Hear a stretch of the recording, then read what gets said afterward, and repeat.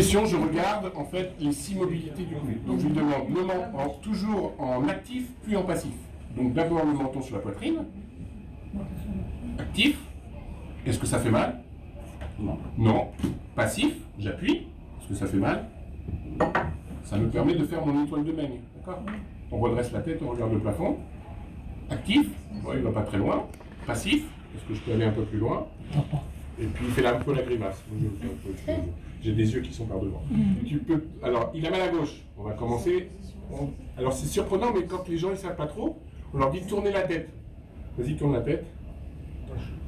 Là, il a choisi le côté où il a mal. Bon, pourquoi pas. Donc rotation gauche. Et je tire un petit peu pour voir si ça déclenche quelque chose. Ça va? Ok, de l'autre côté. Ça va aussi à droite. En gros, il y a des mobilités à peu près satisfaisantes et symétriques droite-gauche. L'inclinaison, l'oreille vers l'épaule et non pas l'épaule vers l'oreille. Donc là, on voit jusqu'où il va à droite et de l'autre côté, on voit jusqu'où il va à gauche. Alors, chose importante quand vous faites ça, il faut si possible que les pieds ne soient pas croisés et que vous mettiez les mains sur les cuisses pour des systèmes neurovégétatifs qui tournent en fait. Je ne l'ai pas fait avant, mais voilà. En général, les gens qui ont mal au cou, les 6 mobilités-là sont totalement indolores. Ça ne leur fait pas si mal que ça. C'est la palpation qui va faire mal. Comme il a mal à gauche, je vais commencer par la droite. Donc je fais reposer sa tête dans ma main et je vais palper tout simplement en partant de l'occiput pour aller chercher d'éventuelles douleurs au niveau latéral des épineuses. Et des fois on trouve un petit truc là. Par exemple, c'est la grimace, il n'aime pas. Là je suis en C4, C5. Okay. J'ai un petit cordon musculaire au bout de mon doigt, donc il y a un petit muscle qui est en contracture.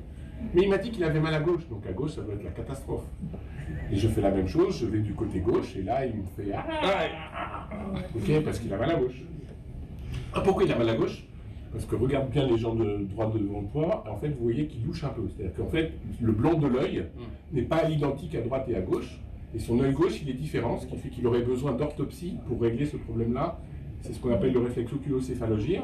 Quand vous regardez devant vous et que vous voulez regarder sur le côté, votre œil il tourne, mais il ne peut pas aller plus loin. Donc il donne l'information au cou comme quoi il faut tourner le cou pour aller voir plus loin. C'est ce réflexe-là qui ne marche pas chez lui.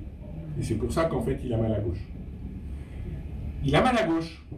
Donc il est assis sur la table d'examen comme ça, je m'assois du côté où il a mal. Du côté gauche. La table tient? Oui. 200 kg à l'île, c'est bon. 2 fractures. Et alors là, je lui explique que je vais faire un exercice qui ne fait ni de douleur, ni de craquement. Parce que les gens, ils ont peur de ça. Craquement ou qui fait mal. Et je vais anticiper en lui expliquant que c'est lui qui va le faire et moi, je ne fais que l'accompagner. Donc le principe, c'est de gonfler à fond la poitrine en regardant devant soi et de bloquer la respiration. Vas-y, tu bloques. Et on le laisse comme ça pendant 3-4 secondes pour qu'il comprenne bien et tu relâches tout. On lui explique maintenant qu'il va faire la même chose, mais au moment où il va bloquer la respiration, il va tourner sa tête très fort de mon côté et moi je vais résister. Alors regarde, je vous expliquerai après comment je mets mes mains, mais je les mets en opposition de la zone que j'ai trouvée à gauche. Donc en gros, il avait du C4, C5, donc je vais mettre mon majeur et mon annulaire en regard de C4, C5. Et je lui demande de gonfler à fond la poitrine, vas-y en regardant devant toi, donc l'œil à l'horizontale, et de tourner ta tête très fort de mon côté en me regardant. Donc là j'agis avec le réflexe oculocéphalogire, je lui demande d'ouvrir un peu la bouche pour pas serrer les dents.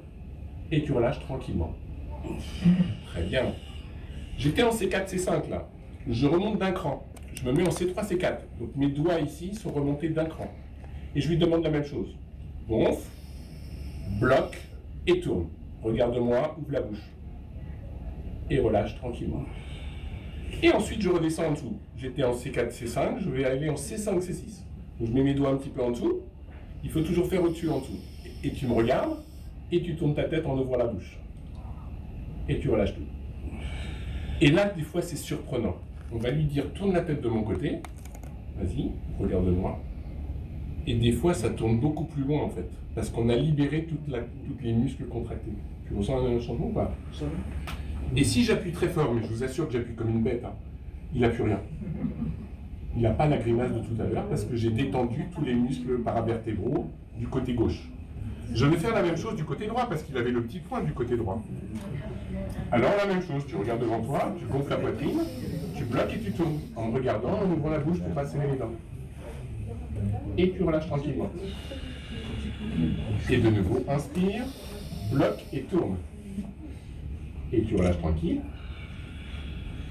Et de nouveau, inspire, bloque et tourne. Pour ceux qui sont forts, ils peuvent entraîner aussi le patient comme ça en complet avec eux, c'est un peu différent. Ça va? Et là, je vous assure que j'ai plus comme une bête. Il n'a plus rien là. Ça, c'est la technique rotation pour en fait libérer ça. Et quand c'est pas suffisant, on y associe l'autre technique que je vous ai montrée en décubitus dorsal. Donc, tu t'allonges sur la table, l'examen.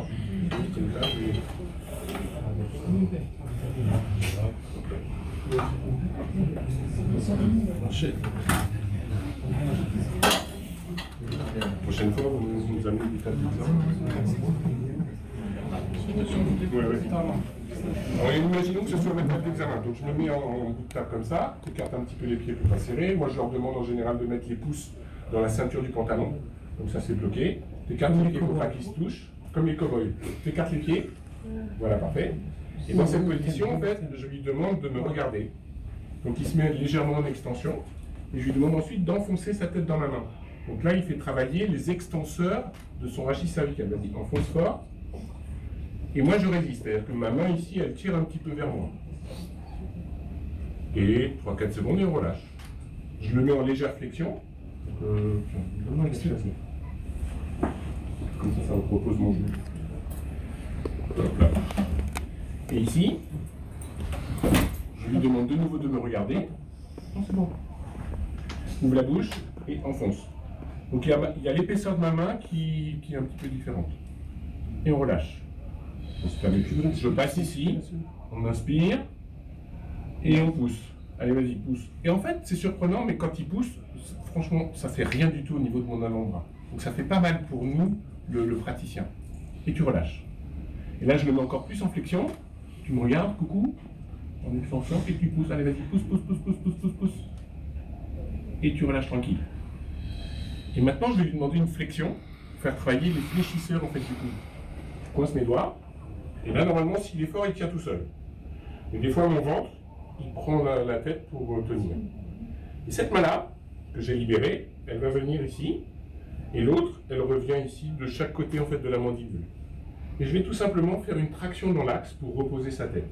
Alors pour ceux qui n'ont pas de force, en fait, mes cuisses ici, elles prennent appui sur la table, et c'est les cuisses en fait qui vont faire un peu d'appui. Et là, je lui explique que ça va être maintenant le moment le plus important. Je laisse tes pouces dans ta ceinture, s'il te plaît. Et que lorsqu'il va s'asseoir, il faut qu'il maintienne le menton sur la poitrine jusqu'à la position assise. Ce qui fait que là, ce que je viens d'obtenir, c'est une détente de tous les muscles paravertébraux cervicaux, les petits muscles sous-occipitaux. Et je profite de cette détente musculaire pour ouvrir un maximum les articulaires postérieurs. Donc menton poitrine et tu t'assois. Là, j'ai une ouverture complète de toutes les articulaires postérieures. Et c'est au moment où il va redresser sa tête, en regardant le plafond, qu'il va refermer ses articulaires postérieurs et les repositionner correctement. Et il peut ouvrir la bouche, on tire à la langue, on gagne quelques degrés. On tire la langue. Alors, des fois, il tire tout petit, il faut s'entraîner, on essaie de les faire rigoler, quoi. Et tu rentres la langue. Et là, on a beau appuyer comme une bête et tout ça, la douleur qu'il avait à gauche, bah, là,